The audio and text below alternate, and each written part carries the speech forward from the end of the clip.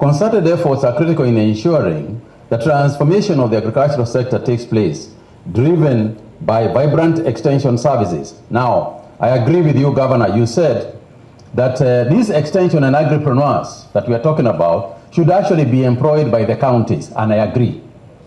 They should actually be, and I've said this in other forums besides here. But what is critical, and this is what is informing our agricultural colleges training, is that the agripreneurs must be certified agripreneurs. There must be people who are trained in agriculture. And we are discussing in the next meeting, we'll be discussing the curriculum of a so-called agripreneur. If you are hiring as a governor, you are being told that we are hiring 6 or 10, or that we, the ministry, can support the hiring of 20 of them. They need to be certified by an agricultural college as an agripreneur. Because unfortunately, we have also had, and we talk about the indiscipline in our society, we have also had so-called agripreneurs who are essentially just drivers. And then you are told they are actually training people to farm. That's not going to work. So a person to be called agripreneur, who is going to be employed by the county, or who is going to be employed as a supervisor by the national government, and we want to work with the counties, I personally don't want to hire agripreneurs. I had rather agripreneurs who are hired by the counties. But what I would like to do for the counties, to support the counties, is certify them. Because there is no need for you to have your own certification process in one county and have a college in one county.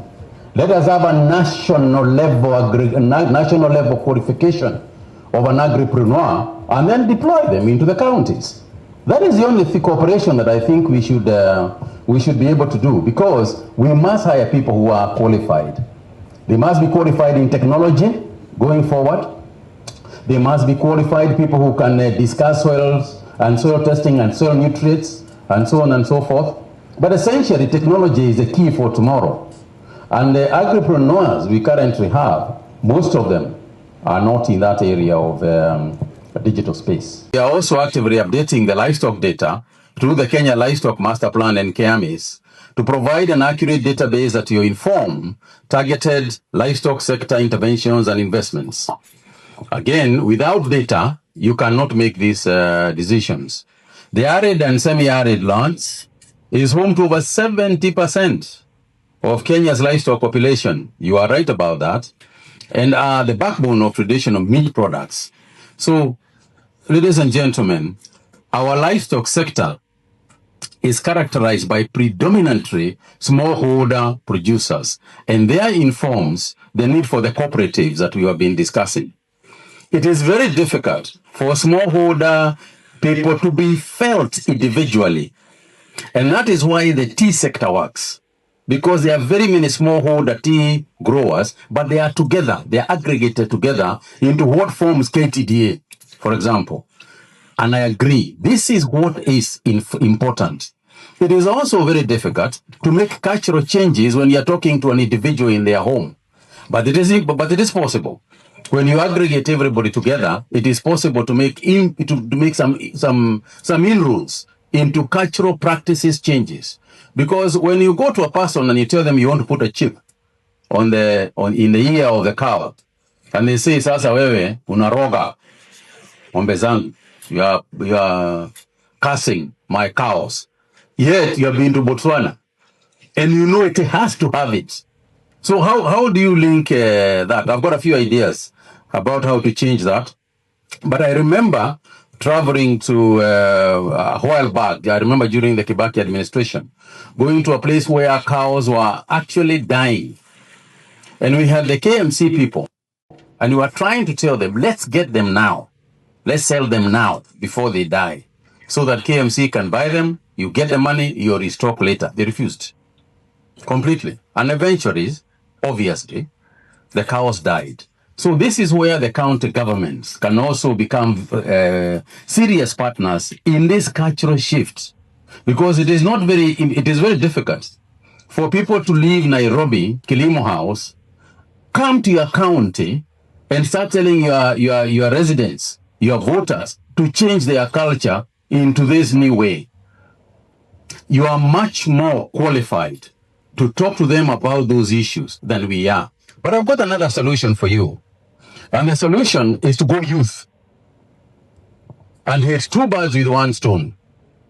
Because we are trying to infuse youth energy, youth knowledge, and youth, generally youth creation, job creation in youth.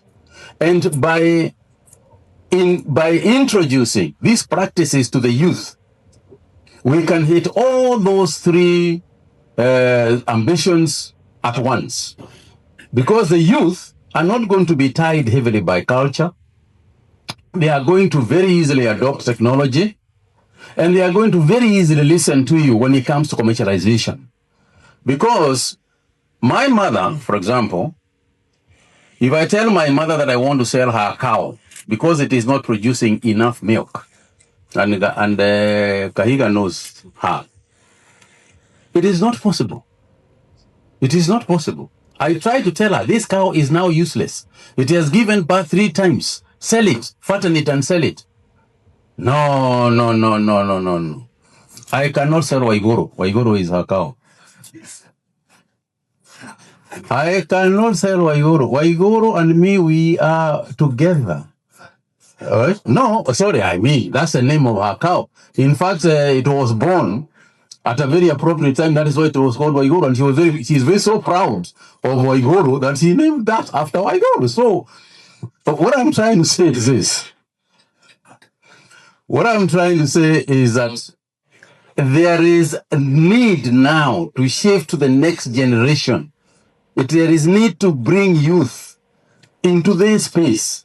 It is part of the way of changing the culture and the way that we manage livestock.